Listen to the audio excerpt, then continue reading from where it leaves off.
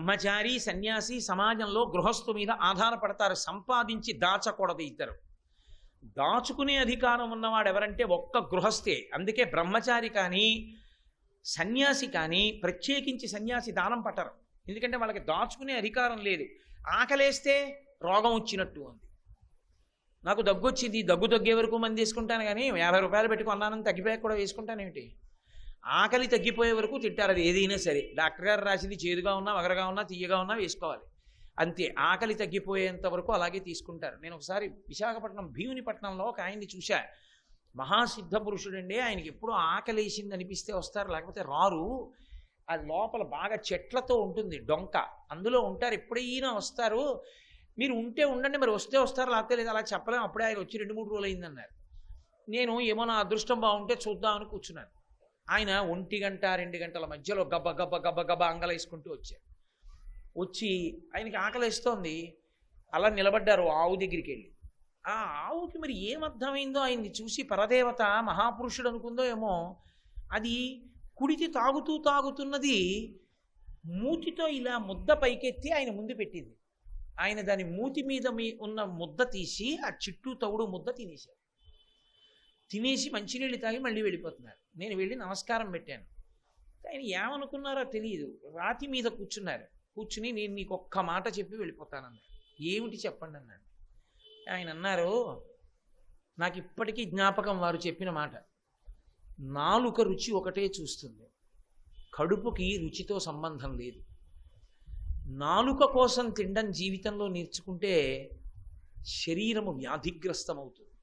నాలుకకి లొంగని వాడెవడో వాడు ఆరోగ్యంతో నిలబడతాడు, ఈశ్వర పథంలో ఉపాసన కూడా చెయ్యగలుగుతాడు. ఇది బాగా గుర్తుపెట్టుకో అని వెళ్ళిపోయారు. నేను చాలా ఆశ్చర్యపోయాను. నిజంగానే ఆయన నాలుక గురించి ఆ రోజున నాతో మాట అన్నారు, నీకు గౌరవం తెచ్చినా నువ్వు పాడైపోయినా లోకంలో పూజింపబడినా ద్వేషింపబడినా నాలుకే కారణమని గుర్తుపెట్టుకో. మరి ఆయన ఎందుకన్నారో తెలియదు. ఆ తరువాతి కాలంలో ఈ నాలుకే ఇంతమందిని కూర్చోబెట్టింది కదా. అందుకే ఓ మాట చెప్తారు పెద్దలు, ఆ దంతాలు నాలుక దంతాలను అడిగింది ఒకసారి, పాపం మీరు జంతిక ముక్కలు పెట్టినా చెగోడీలు పెట్టినా ఏం పెట్టినా నవిలి ముద్ద చేసి నాకు పంపిస్తారు, నేను హాయిగా రుచి చూసి మింగుతూ ఉంటాను. మీరు 32 మంది ఉన్నారు, నేను ఒక్కదాన్ని ఉన్నాను. 32 మంది ఉన్నా మీరు తినకుండా 32 మంది నవిలి నాకే ఇస్తున్నారు. నేను మీకు ఏదైనా ఉపకారం చేద్దాం అనుకుంటున్నాను, ఏం చేయమంటారని అడిగింది. అంటే పళ్ళు అన్నాయి, నువ్వు మాకు చేయగలిగిన ఉపకారం ఒక్కటే, ఎవరిని పడితే వాళ్ళ మీద వదరి మాట్లాడకు. ఎందుకంటే మాట్లాడేది నువ్వు, వాళ్ళు అంటున్నారు నీ పళ్ళు రాలగొడతానంటున్నారు. నువ్వు అలా మాట్లాడకుండా ఉంటే చాలు, మాకు మహోపకారం అన్నారు. నాలుక అందుకే జిహ్వాగ్రే వర్తతే లక్ష్మి, జిహ్వాగ్రే మిత్రబాంధవా, జిహ్వాగ్రే బంధనం ప్రాప్తి, జిహ్వాగ్రే మరణం ధ్రువం. వాక్కు అగ్నిహోత్రంతో సమానం. సరే, అందుచేత ఆయన వస్తే బ్రహ్మచారి వచ్చాడు కాబట్టి గౌరవించాలి. అందుకని ఆ తల్లి ఎదురెళ్ళింది. ఆ చుట్టూ ఉన్న చెలికెత్తెలు వెళ్ళారు. ఏమయ్యా, ఏమైనా ఆహారం తీసుకుంటావా, కాస్త పానీయం తీసుకుంటావా, బడలిపోయి ఉన్నావా, కాస్త విశ్రాంతి తీసుకుంటావా, వాళ్ళు వేయవలసిన కుశల ప్రశ్నలు వాళ్ళు వేశారు. ఆయన కూడా అన్ని ప్రశ్నలకి జవాబు చెప్పక్కర్లేదమ్మా, నేను తిన్నాను, ఏమీ ఇబ్బంది లేదు, సంతోషంగా ఉన్నాను. కానీ నాకు ఒక్క విషయం ఆశ్చర్యంగా ఉంది, మీరు ఆడపిల్లలే, ఏమేమిటి అంత చిక్కిపోయింది, అంత శల్యంలా అయిపోయింది, ఏమి తపస్సు చేస్తున్నావేమమ్మా అని అడిగాడు. అవును, తపస్సు చేస్తున్నాను. ఎవరి కోసం? పరమశివుడి గురించి తపస్సు చేస్తున్నాడు. ఎందుకు? ఆయన ఎందుకు నీకు మధ్యలో? అంటే ఆయన్ని భర్తగా పొందాలనుకుంటున్నాను. అంటే ఆయన అన్నాడు, వచ్చిన బ్రహ్మచారి, అయ్యయ్యయ్యయ్యయ్య ఎంత తప్పు చేశావమ్మా, శివుడి గురించి తపస్సు ఎందుకమ్మా అన్నాడు. శివుడి గురించి తపస్సు ఏమిటి, ఇంత చేస్తేనే ఆయన రాలేదు, తపస్సు చేయకుండా ఎలా వస్తాడని. ఎంత పొరపాటు చేసేసావమ్మా, శివుడి గురించి తపస్సు ఎందుకు, ఆయన్ని భర్తగా కోరుకోవడం ఏంటి, లోకంలో ఎవరైనా కోరుకుంటారా అలాగా? తరలాక్షి అతడు ధనవంతుడందుమా కోరివేడిన కాని కూడు లేదు, చిన్నారులలోన చిన్నవాడందుమా ఏనాటి వాడుకో ఎరుకలేదు, ఆకారమున అతడు భలె మేటియందుమా ఆకారమెట్టిదో అరయరాదు, కులగోత్రములు 2 తెలియుదమందుమా తల్లిదండ్రులెప్పుడు ధరణి లేరు. మగువా ఒంటివాడు దైవంబు చూడడే, మాయచేతో కపట మంత్రములను నిన్ను ఇట్లు మరగించుకున్నాడు, నీకు తగినవాడు కాడు. ఆయన తేల్చేశాడు. వచ్చిన బ్రహ్మచారి అన్నాడు, తరలాక్షి అతడు ధనవంతుడందుమా కోరివేడిన కాని కూడు లేదు. పరమేశ్వరుడు అంటే చాలా గొప్పవాడు అనుకుంటున్నావేమో, ఆయన వెళ్ళి భవతి భిక్షాందేహి అంటే కానీ ఆయనకే కూడు లేదు. ఆయన భిక్షాటనమూర్తి. అన్నపూర్ణమ్మ దగ్గరికి వెళ్ళి భవతి భిక్షాందేహి అని నిలబడితే పూర్ణమ్మ గరిటితో వడ్డిస్తూ ఉంటుంది. ఆయనకే అన్నం లేదు, ఆయనే భిక్షాందేహి అని అన్నం తెచ్చుకుంటాడు. ఆయన కోసం మళ్ళీ పెద్ద తపస్సు కూడా ఏమిటన్నాడు. తన పెళ్లి తాను చెడగొట్టుకోవడానికి మాట్లాడిన బ్రహ్మచారి రూపంలో వచ్చిన ఏకైక మూర్తి శివుడు ఒక్కడే. అంటే మీరు నిజంగా నిజం అనుకునేది ఇవన్నీ. మళ్ళీ నేను ఈ తత్వం అంతా చెప్పాలంటే కాశీలో 3 నెలలు ఉండాలి, అందుకు భయం నాకు. అంటే భయం ఏం లేదు, కాశీలో ఉండడం మంచిదే అనుకోండి. పరమేశ్వరుడు చేతకానివాడై వెళ్ళి ఆవిడ దగ్గర భిక్షాటన చేయలేదు. ఆవిడంత చేతకానివాడని నువ్వు వచ్చి భవతి భిక్షాందేహి అంటే అన్నం పెట్టననేటంతటి బేల, అంత అహంకారంతో ప్రవర్తించే స్త్రీ ఆవిడ కాదు. ఎందుకు నిలబడ్డాడో తెలుసా అండి ఆయన? పరమశివుడు ఎందుకు నిలబడతాడో తెలుసా? ఆదిభిక్షువు అని. లోకంలో ఎప్పుడు ఎక్కడ ఎవరికి ఏది కావాలన్నా కదలికలన్నీ ఆవిడవి, ఆవిడే ఇవ్వాలి. ఆవిడ ఇవ్వాలిరా కాబట్టి ఆవిడ దగ్గరికి వెళ్ళి అమ్మా నాకు అన్నం పెట్టమ్మా అని అడగరా అంటే, నేను అంతవాణ్ణండి, నేను ఇంతవాణ్ణండి, నేను వెళ్ళి ఎలా ఓ ఆడదాని దగ్గర చేయి చాపుతానండి అంటారేమో.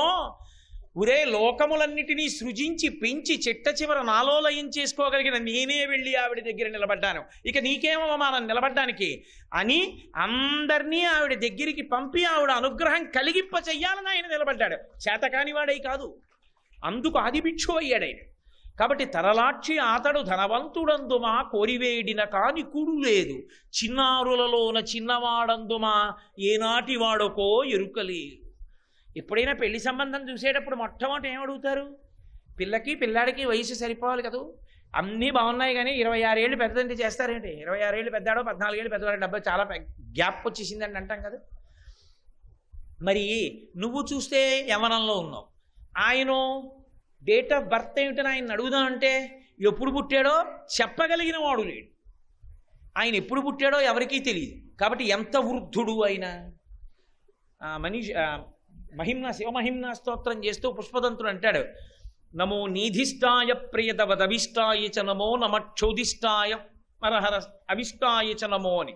స్మరహర అవిష్టాయ చ నమో. దూరంగా ఉండేవాడు ఆయనే, దగ్గరగా ఉండేవాడు ఆయనే. బహువృద్ధుడు ఆయనే. మంచి యవ్వనంలో దక్షిణామూర్తిగా కూర్చునేవాడు ఆయనే. కాలమునకు లొంగడు. కాలము ఆయన నుండి వచ్చింది కానీ కాలంబు గతి, ఆయన నడక కాలం. అటువంటి వాడు ఎప్పుడు పుట్టాడో ఎవరికి తెలుసు? అది ఆయన గొప్పతనం. పైకి ఎప్పుడు పుట్టాడో తెలియనంత వృద్ధుడమ్మా. ఆయనతో నీకు పెళ్ళేమిటి? చిన్నారులలోన చిన్నవాడందుమా ఈనాటి వాడకో ఎరుకలేదు. పోని ఇవన్నీ వదిలిపెట్టేసేయి. వయస్సు తెలీదు, అది తెలీదు. ఎలా ఉంటాడు పెళ్లి కొడుకు అని అడిగితే చెప్పాలా ఎవరికైనా? ఇప్పుడంటే ఫోటో చూపిస్తున్నారు. పూర్వం పెళ్లి కొడుకు ఎలా ఉంటాడంటే తెల్లగా ఉంటాడండి, లేకపోతే నల్లగా ఉంటాడండి, 5.5 అడుగులు పొడుగండి, లేకపోతే 5 అడుగులు పొడుగండి, ఏదో చెప్పాలా? ఎలా చెప్తారు మీరు శివుడికి? ఆయనకి రూపం ఉంటే శివుడు, రూపం లేకపోతే నిర్గుణ బ్రహ్మం, రూపానికి నిర్గుణానికి మధ్యలో ఉంటే అరూపరూపి శివలింగం. ఇలా ఉంటాడంటామా? 63 లీలామూర్తులు. శివుడికి ఉన్నన్ని లీలామూర్తులు ఎవరికీ లేవు. 63 రకముల లీలామూర్తులు ఉన్నాయి. పొద్దున్న కంచికామకోటి దేవాలయంలో చూసి మురిసిపోయాను నేను, ఎన్ని మూర్తులో గుడి చుట్టూ, అపురూపమూర్తులు. కాబట్టి అన్ని రకాలైనటువంటి రూపాలు ఉన్నవాడు. ఏ రూపం అని చెప్తాం? శివుడి రూపం చెప్పమంటే అసలు రూపం తెలియని వాడితో పెళ్ళేయటమ్మా నీకు? ఇది పైకి, లోపల అంత గొప్పవాడు, నామరూపాతీతుడైనటువంటి వాడు శివుడు. కాబట్టి అతని యొక్క రూపం తెలుసుకుందామంటే ఆకారమెట్టిదో అరయుధమన్నా ఆకారమెట్టిదో ఎరుకలేదు. ఆయన ఆకారం ఏమిటో తెలియదు. పోనీ కులగోత్రములు 2 తెలియదమన్నచో తల్లిదండ్రులు ఎప్పుడు ధరణి లేరు. పెళ్లి చేసేటప్పుడు ఆయన కులం ఏమిటి, ఆయన గోత్రం ఏమిటి కనుక్కోవాలి. రేపు పొద్దున్న కన్యావరుని చెప్పాలా, ప్రవర చెప్పాలా? చెప్పాలంటే తండ్రి తెలియాలా, తాత తెలియాలా, ముత్తాత తెలియాలా? తెలియకుండా ఎలా చెప్తారు? ఎలా పెళ్లి చేస్తారు? గౌరీ తపస్సు ఎలా జరుగుతుంది? పీటల మీదకి ఎలా వస్తారు? అసలు వాళ్ళ నాన్నగారు ఎవరితో నిశ్చితార్థం చేసుకోవాలి? కాబట్టి అడుగుదామంటే కులము గోత్రము అడుగుదామంటే తల్లి తండ్రి ఉంటే అడుగుతాం, పెదనాన్నో పెద్దమ్మో తల్లి బాబాయ్యో ఉంటే వెళ్ళి అడుగుతాం. అసలు ఆయనకి తల్లి తండ్రి భూమి మీద ఉన్నారని ఎక్కడా లేదు. ఆయన ఇప్పుడు పుట్టాడో తెలియదు, ఆయనకి తల్లి తండ్రి ఉన్నారని అసలు ఎక్కడా లేదు. ఇక అటువంటి వాడికి ఎలా నువ్వు పెళ్లి చేసుకుందాం అనుకుంటున్నావు? అయినా నేనొకటి చెప్పనా? ఆశ్చర్యకరమైన విషయం ఏంటంటే ఒంటివాడు దైవంబు చూడడే. పాపం ఆయన గురించి చెప్పాలి అంటే ఆయన ఒంటివాడు, ఆయనకి అని ఎవడు లేడు.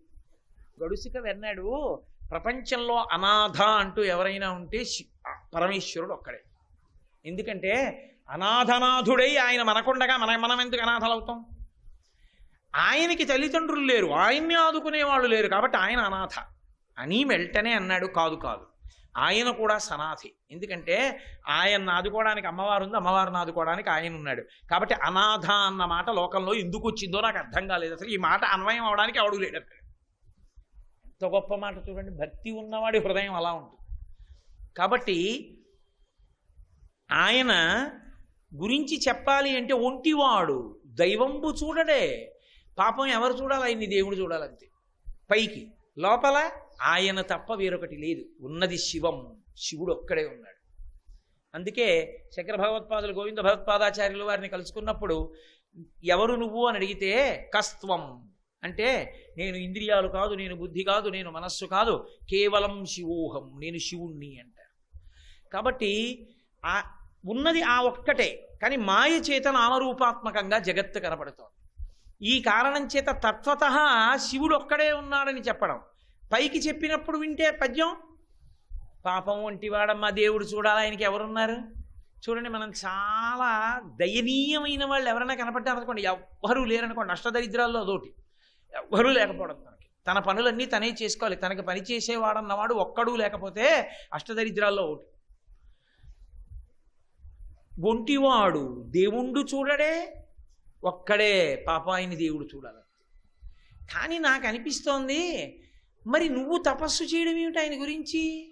నాకు ఒకటి అనిపిస్తోంది, ఏదో మాయచేతో కపట మంత్రములను నిన్ను ఎరిగించుకున్నాడు. మాయో కపట మంత్రం వేసి వశీకరణం చేసి నిన్ను దాన్ని చేసుకునే ప్రయత్నం చేస్తున్నాడు.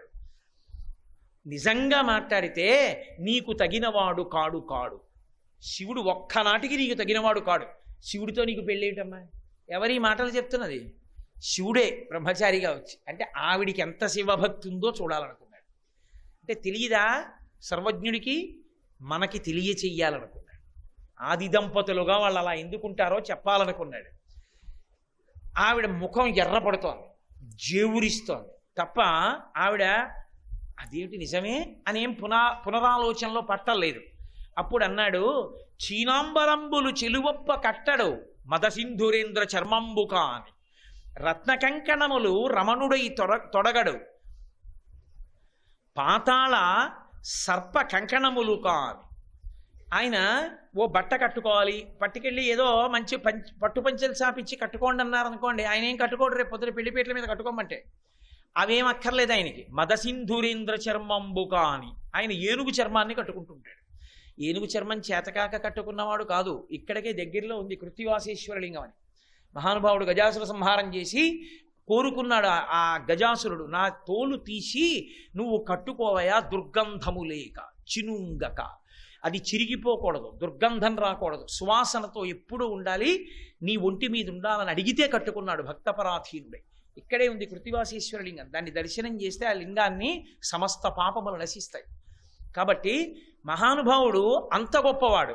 ఆయన చెప్పడం ఎలా చెప్తున్నాడు? ఆయన చెప్పేటప్పుడు మాత్రం చీనాంబరంబులు చెలువప్ప కట్టడు మదసింధురేంద్ర చర్మంబు కాని. పట్టుబట్టలు కట్టుకోమంటే కట్టుకోవడమ్మా, ఏనుగు చర్మం కట్టుకుంటాడు, నెత్తురు ఓడుతున్నది. ఆయనతో నీకు పెళ్ళేమిటి? రేపొద్దున కొంగుముడి వెయ్యాలి. ఆ ఏనుగు రక్తం ఓడిపోతున్న చర్మాన్ని నీ పట్టు కొంగుని కలిపి ముడేస్తారా? ఎలా కుదురుతుంది? పోని రత్న కంకణములు రమణప్ప తొరగడు ఫణిలోకరాజ కంకణము కాని. పోనీ ఏదో రత్న కంకణాలు తీసుకొచ్చి పోన్లేవా, పట్టుబట్ట కట్టుకోకపోతే కట్టుకోకపోయావు, ఓ కంకణాలు వేసుకో అని చెప్పి చక్కగా ఏమైనా మణిహారాలు అవి ఇస్తే వేసుకున్నాడు అనుకుంటున్నావా? ఆయన దగ్గర రకరకాల కొలతలున్న పాముల పెట్లు ఉంటాయి. అవి తీస్తాడు, ఒక్కొక్కటి తీసి ఓ పావుని ఇక్కడ చుట్టుకుంటాడు, ఓ పావుని ఇక్కడ చుట్టుకుంటాడు, ఓ పావుని ఇక్కడ చుట్టుకుంటాడు, ఓ పావుని వేలుగు పెట్టుకుంటాడు, కొన్ని పెద్ద పావులు మెడలో వేసుకుంటాడు, కొన్ని పావులు కాళ్ళకి చుట్టుకుంటాడు. ఇన్ని పావులన్నీ వేసుకుని చక్కగా కూర్చుని ఉంటాడు. ఇప్పుడు నాగాభరణుడని పేరు. శంకరాచార్యుల వారు సౌందర్యలహరిలో పెద్ద చమత్కారం చేశారు. అమ్మవారి కళ్ళల్లో నవరసాలు చెప్తున్నారు ఆయన. ఆ నవరసాలు చెప్పేటప్పుడు ఆ నవరసాలు చెప్పినప్పుడు అమ్మవారి కళ్ళల్లో భయానకం చెప్పాలి, భయం ఎలా కనపడుతుందో చెప్పాలి. అందరి భయాన్ని తీసేసే తల్లి కళ్ళల్లో భయం ఎలా చెప్తారు? అసహ్యంగా ఉండదు చెప్తే, అమ్మవారు భయపడిందని చెప్తే. అందుకని భయం చెప్పడం ఎలాగో అని ఆలోచించి శంకరులు కనుక ఒక అద్భుతమైన ప్రయోగం చేశారు. ఆయన అన్నారు, పార్వతీ పరమేశ్వరులు కూర్చునుంటే శంకరుడిని స్తోత్రం చేస్తోంది సరస్వతీదేవి. విపంచాగాయంతి వివిధమపదానం పశుపతే. పరమశివుని మీద స్తోత్రం చేస్తుంటే అమ్మవారు పొంగిపోతారు. అమ్మవారింత పొంగిపోతుంటే పరమశివుడు పక్కన కూర్చునున్నాడు. మా ఆయనే అని గొప్పగా ఉంటుంది కదా, అందుకని సభలో ఎవరూ చూడకుండా ఆవిడ సంతోషంగా ఇలా ఆయన చేయి పట్టుకుంది. ఆయన చెయ్యిలా పట్టుకునేటప్పటికీ ఆయన చేతి మీద ఉన్న పాము పిల్లలోటి మెల్లిగా ఆవిడ చేతి మీదకి ఎక్కింది. పావుకి అడుగున చల్లగా ఉంటుంది. ఆ పాము పిల్ల ఈవిడ చేతి మీదకి పాకేటప్పటికీ ఏమిటి మా ఇలా చూసి చేయి పట్టుకుంటే అసహ్యంగా ఉంటుంది, సభ వంక చూస్తే ఆవిడ ఇలా చేయి పట్టుకుంది సంతోషంగా, మా ఆయన ఇంత గొప్పవాడు. ఆ పాము పిల్ల చేతి మీదకి ఎక్కింది చల్లగా. ఏమిటని ఇలా చూసింది, పాము పిల్ల అంది ఆవిడ. అప్పుడు ఆవిడ కళ్ళల్లో భయం కనబడింది అన్నారు శంకరాచార్యులు. అంత అందంగా చెప్పాలి తప్ప ఇంకోలా చెప్పకూడదు. శివే శృంగారార్ధ్ర తదితరజనే కుచ్చనపర సరోష గంగాయాం గిరిశచరితే విస్మయమతి హరాహిభ్యో భీత. శివుడి మీద ఉన్న పాము తన మీదకి ఎక్కినప్పుడు భయపడినట్టుగా ఆవిడ కళ్ళలో భయంతో కూడిన రసం కనపడింది అన్నారు. కాబట్టి ఆయన ఎప్పుడు పెద్ద పెద్ద పాముల్ని తెచ్చి కంకణాలుగా వేసుకుంటాడు. రేపు పొద్దున పెళ్లి కొడుకు పీటల మీదకి వచ్చాడంటే చుట్టుపక్కల ఎవరు ఉండరు, బ్రహ్మస్థానంలో కూడా ఎవడో కూర్చోడు. ఎందుకనంటే పెద్ద నాగుపాము ఒకటి ఇలా ఉందనుకోండి, మంగళసూత్రం ఇలా పట్టుకోండి, ఈ దర్భలు ఇలా పట్టుకోండి అని ఎలా చెప్తాడు. అది టపుక్కుని కాటేస్తే పైగా కాళ్ళు కడగాల రేపు పొద్దున కన్యాదానంలో. ఆ 2 కాళ్ళు పళ్ళెల్లో పెట్టాడు అనుకోండి, అక్కడి నుంచి పాపం మేనకాదేవి వచ్చి నీళ్లు పోస్తే ఆ పాములు ఎంత కోపం వస్తుంది వాటికి, వాటి మీద నీళ్లు పోస్తే అక్కడి నుంచి అవి నీళ్లలో దిగి గిరగిర తిరుగుతుంటే ఏమి కడుగుతాడు హిమవంతుడు, హడిలిపోడు. ఏమిటమ్మా ఆయనతో పెళ్ళి ఏమిటమ్మా నీకు? రత్న కంకణములు రమణప్ప తొడగడు పడిలోక రాజ కంకణము కాని, పైగా చందనగంధంబు జానడై పూయడు మద పంచ బాణ భస్మంబు కాని.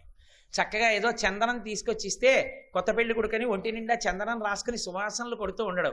నాకు ఇవి అలవాటు లేదండి అని చెప్పి తన 3వ కంటి మంటతో కాల్చేసిన మన్మధుడి యొక్క భస్మ తెచ్చి ఒంటికి రాసుకుంటాడు. పైగా అన్నిటినీ మించి పూల దండలు భోగియై తురమడు వెలలేని రేయింత వెలుగు కాని. చక్కగా నాకుండలి నామకుటి నాస్రగ్వి నల్పభోగవాన్. పురుషుడంటే ఎప్పుడు మెళ్ళో పూలదండ వేసుకుని తిరుగుతూ ఉండాలి. అంటే ఇప్పుడు తిరిగితే పిచ్చాడు అనుకుంటారు అనుకోండి, అలవాటు పోయింది. కానీ యథార్థానికి పురుషుడు ఎప్పుడూ మెళ్ళో పూలదండతో ఉండాలి అని శాస్త్రం. కాబట్టి ఆయన మెళ్ళో పూలదండ వేసుకోడు, ఎప్పుడు ఆ చంద్రవంకని తెచ్చి ఇక్కడ నెత్తి మీద పెట్టుకుని కూర్చుని ఉంటాడు. ఇక్కడ విచిత్రంగా ఉండదు అలా కూర్చుంటే. ఎవరైనా కూర్చుని నెత్తి మీద చంద్రుడిని నెట్టు కూర్చున్నాడు అనుకోండి, నెత్తి మీద చంద్రుడు, 3 కళ్ళు, ఒంటి నిండా పాములు, ఆ మదపంచబాణ భస్మ. ఏమిటి ఇంట నుండనొల్లడులుకొలలో కాని. ఇంట్లో ఉండడు, ఆయనకు ఒక ఇల్లు లేదు, శ్మశానంలో ఉంటాడు. ఇంట నుండనొల్లడులుకొలలో కాని ఎనయ సింహం ఎక్కడ ఎద్దు కాని. పోనీ నీ దగ్గర సింహం ఉంది కదా రండి, ఎందుకంటే ఆ ముసిలిద్దు పాపం రండి హాయిగా ఈ సింహం మీద వెళ్ళిపోదామంటే అబ్బెబ్బెబ్బే నా వాహనం అని చెప్పి ఆ ఎద్దే ఎక్కుతాడు. ఎనయ సింహం ఎక్కడ ఎద్దు కాని. ఇన్ని విచిత్రమైన లక్షణాలు ఉన్నాయి. అసలు నేను ఒక మాట చెప్పనా? చిలువ చెప్ప సిగ్గయ్యేడిది, వెర్రి అనగా శివుడు వినవే చెప్పుమా. నాకు చెప్పడానికి సిగ్గేస్తోంది, కానీ అసలు లోకంలో వెర్రేడంటే ఎవరంటే శివుడే అన్నాడు వచ్చిన బ్రహ్మచారి, నేను కాదు. నిజంగా కూడా ఆయనకు ఆ పేరుంది. పిచ్చాళ్ళకి పెద్ద పిచ్చాడని పేరు శివుడికి. ఎందుకో తెలుసా అండి?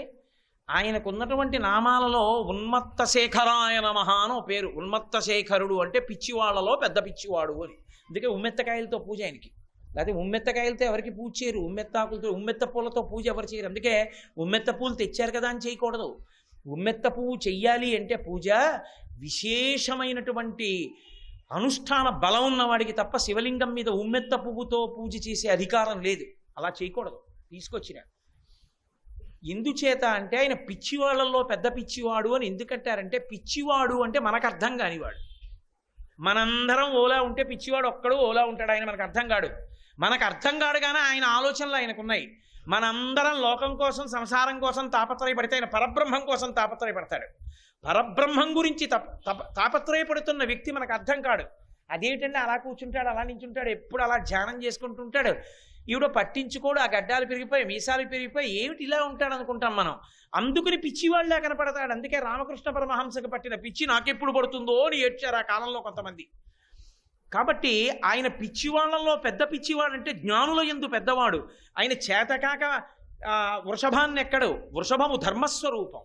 ధర్మమే ఎద్దు. ఆయన ధర్మాన్ని నిలబెడుతుంటాడు లోకంలో. అందుకే రుద్ర శబ్దం చేత పిలువబడతాడు ఆయన. రుత్ అంటే వేదముల యందు ఉన్నటువంటి మంత్రముల చేత ధర్మమును సుస్థాపితం చేసి అనుష్ఠించేటటువంటి శక్తిని ఇస్తాడు. వేదం తెలియడం వేరు, వేదాన్ని అనుష్ఠించడం వేరు. తెలుసుకున్నది ధర్మం కాదు, అనుష్ఠించినది ధర్మం. సంధ్యావందనం చెయ్యాలని తెలుసుకోవడం ధర్మం కాదు, సంధ్యావందనం చెయ్యడం ధర్మం. కాబట్టి అలా అనుష్ఠించగలిగిన శక్తిని ఇచ్చిన వాడెవరో వాడు రుద్రుడు. కాబట్టి ఆయన అందుకు ఎద్దునెక్కుతాడు. ఇది తత్వం. కానీ పైకి ఆయన మాట్లాడేటప్పుడు పనికి వాడిన వాడమ్మా అన్నట్టు ఉంటుంది. ఇంట నుండనొల్లడు ఒలుకులలో కాని, ఇంట్లో ఉండడు, శ్మశానంలో ఉంటాడు. నేను మీతో మనవి చేసే ఇతపూర్వమే అనుశాసనిక పర్వంలో ఆయనే చెప్పాడు పార్వతీదేవితో ఎందుకుంటాడో శ్మశానంలో. ఆయన శ్మశానంలో ఉండకపోతే ఉగ్రభూతములన్నీ వచ్చి లోకంలో పడిపోయి ఇళ్లలోకి ప్రవేశించి కూర్చుంటాయి. ప్రతిరోజు వస్తాయి. మా ఇంటికి రావండి అనకండి, మీ ఇంటికి వస్తాయి, అందరిళ్ళకి వస్తాయి. అందరిళ్ళకి వచ్చి ప్రాతకాలంలో సూర్యోదయాత్ పూర్వం నిర్మాల్యం తీయని వాళ్ళ ఇల్లు ఎక్కడుందో వెతుక్కుని ఆ ఇంట్లోకి వెళ్ళి ఆ ఇంట్లో పూలకి తీసేస్తాయి. ఇస్తే ఫలితం వాళ్ళకి పూజ చేసిన ఫలితం. దేవాలయంలో ప్రదక్షిణం చేస్తూ వెనక గోడకెళ్ళి ముట్టుకున్నా, తల తాటించినా మీరు చేసిన ప్రదక్షిణ పుణ్యం రాక్షసులకు వేస్తారు. ఎందుకంటే రాక్షసులు దేవాలయంలోనే ఉంటారు, ఇంట్లోనే ఉంటారు. అందుకే ఉత్తిష్టంతు భూత పిశాచాహ, మీరు లేచిపోండి, మీకు మాకు గొడవేం లేదు, మేము ఏదో దేవుణ్ణి పూజ చేసుకుందాం అనుకుంటున్నాం అని చెప్తున్నాం. మరి రోజు ఉత్తిష్టంతో భూత పిశాచాహ అంటే లేనివండి లేచిపోమంటారా? నేను వస్తే కదా వచ్చి కూర్చోండి అంటాం. నేను రాకుండా కోటేశ్వరారు వేదికలు అలంకరిస్తున్నారంటే నవ్వుతారు అందరూ. అదే వాడు రానే లేదు వేదికలు అలంకరించడం ఏమిటి? అలంకరించిన వాడిని లేచిపోమండం ఏమిటి? అలంకరిస్తే కదా లేచిపోమండం, ఆ వస్తే కదా లేవడం అంటే వచ్చాయనైనా దాని అర్థం. అవి ఇండ్ల మీదకి వచ్చి పడిపోయి ప్రజల్ని నాశనం చేసేయకుండా దైవ కార్యాలు జరుగుతున్నాయంటే, ఇవాళ సంకల్పం చేసిన కార్యం ఈ ప్రాంగణంలో జరిగిందంటే శివానుగ్రహం. అందుకని ఆయన శ్మశానంలో కూర్చుని విచిత్ర తాండవం చేస్తూ ఉగ్రభూతాలన్నింటినీ కూర్చోబెడతాడు. అవి అలా సంతోషిస్తూ అక్కడ కూర్చుంటాయి. రెండు, నా వాళ్ళు నా వాళ్ళు నా వాళ్ళు, మా నాన్నగారు మా అమ్మగారు, లేకపోతే మా బాబాయ్ గారు మా పెదనాయన గారు మా స్నేహితుడు మా గురువు గారు, ఇన్ని మాటలు చెప్తారు. ఒక్కసారి ఊపిరి వెళ్ళిపోయిందా శవం అంటారు. తీసుకెళ్ళి కట్టెల మీద పెట్టి కాల్చేస్తారు, లేదా భూమిలో పెట్టి కప్పేసి వెళ్ళిపోతారు. ఎవరు వెంట వచ్చేది? ఎవరు లేరు. అప్పుడు నేనున్నానురా బెంగ పెట్టుకోకని తోడుండడం కోసమని ఏడుస్తూ వెళ్ళిపోయిన వాళ్ళు భయపడుతూ నిలబడితే ఒంటరితనాన్ని తట్టుకోలేకపోతే బెంగ పెట్టుకోకు నేనున్నానని చెప్పడానికి ఆయన ఒక్కడే శ్మశానంలో కూర్చొని ఆదుకుంటాడు.